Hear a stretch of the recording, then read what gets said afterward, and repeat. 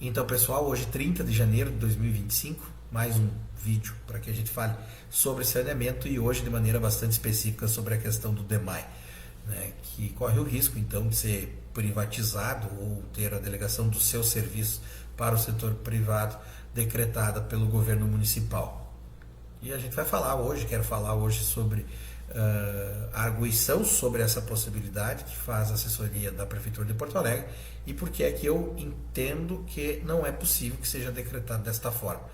E vou apresentar para vocês qual é a arguição do governo e vou apresentar por que a gente pensa então que não é possível realizar desta forma, porque que há uma inviabilidade, uma incompatibilidade com o que está preconizado na legislação vigente. A gente sabe, e me foi encaminhado via aplicativo, uma entrevista, na verdade, dessa assessoria que pretende abrir mão do artigo 2º da Lei 9.074, que é de 1995. E o que diz então esse artigo? Que é vedado à União, aos Estados, ao Distrito Federal e aos municípios executarem obras e serviços públicos por meio de concessão e permissão de serviço público sem lei que lhes autorize e fixe os termos, dispensada a lei autorizativa nos casos de saneamento básico e limpeza urbana e nos já referidos na Constituição Federal, nas Constituições estaduais e nas leis orgânicas do Distrito Federal e municípios, observado em qualquer caso os termos da Lei 8987 de 1995. Eu acho que aqui nós temos uma antinomia aparente com lei posterior e com lei específica. E eu vou explicar para vocês os critérios de resolução então das antinomias aparentes. A hierarquia, e nós estamos falando de duas leis federais, então haveria em tese um empate, a especificidade da lei e quando ela foi promulgada, se ela é posterior. E nesse caso, foi assim que a gente já refutou pareceres semelhantes que arguíam abrindo mão desse artigo da Lei 9.074, já existe entendimento, já está versado em contrário ao que está estabelecido nessa Lei de 95.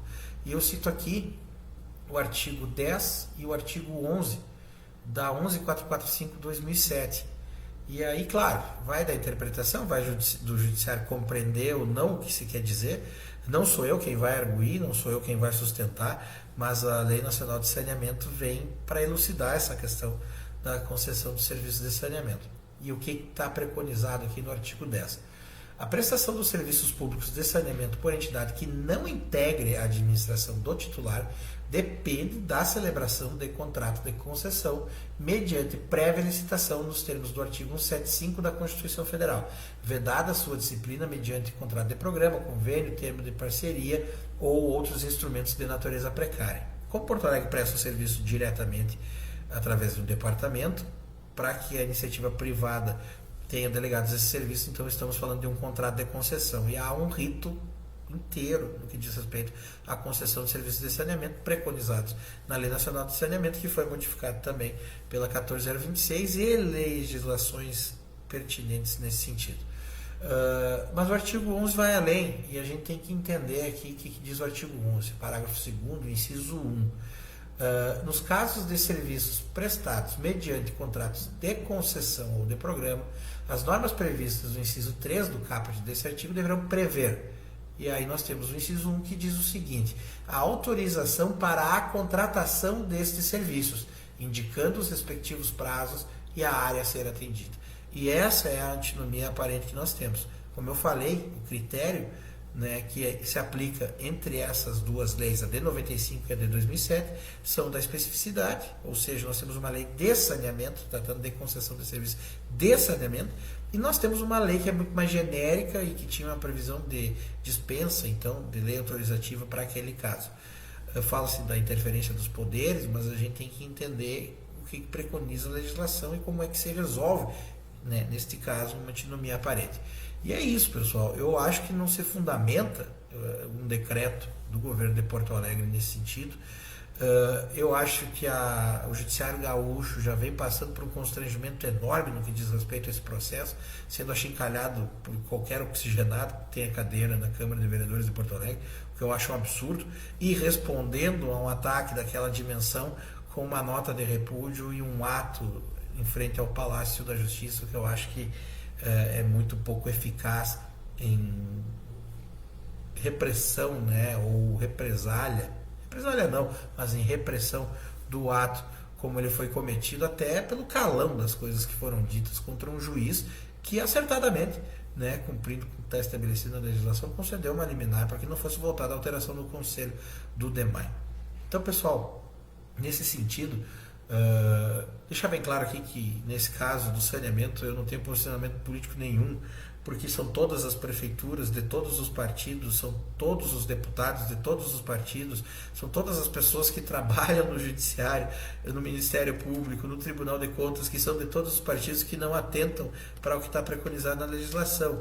Então eu não tenho nem como defender um lado ou outro. Eu acredito que a gente não atenta o suficiente, não atentou logo após o marco e continua não resolvendo as coisas como elas estão estabelecidas para serem resolvidas. Então é nesse sentido que eu faço esse vídeo muito mais curto que os outros para apresentar isso que eu disse para vocês. Eu acho que o decreto não cabe. Eu acho que não é possível arguir, abrindo mão do artigo 2º da 9.074 em função desse critério de resolução de antinomias aparentes. Tem outras questões, tem uma gama de leis pertinentes nessa legislação do saneamento que também não permitiriam que o processo transcorresse dessa forma.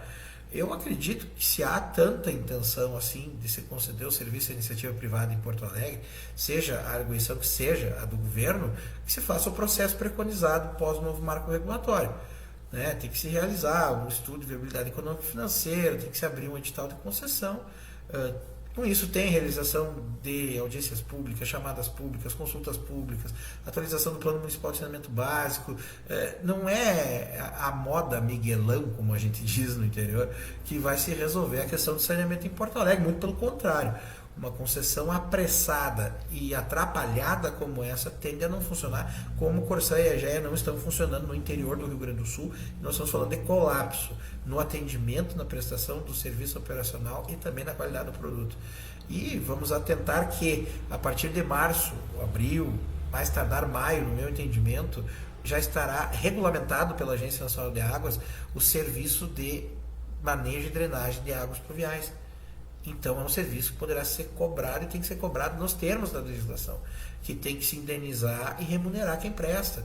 Então dizer que o DEMAI não tem condições, agora talvez não tenha, ainda que eu acredito que tenha sim, porque faz muito pouco tempo que lhe foi delegada essa obrigação e ele sequer conseguiu receber os investimentos necessários, também por decisão política da Prefeitura de Porto Alegre.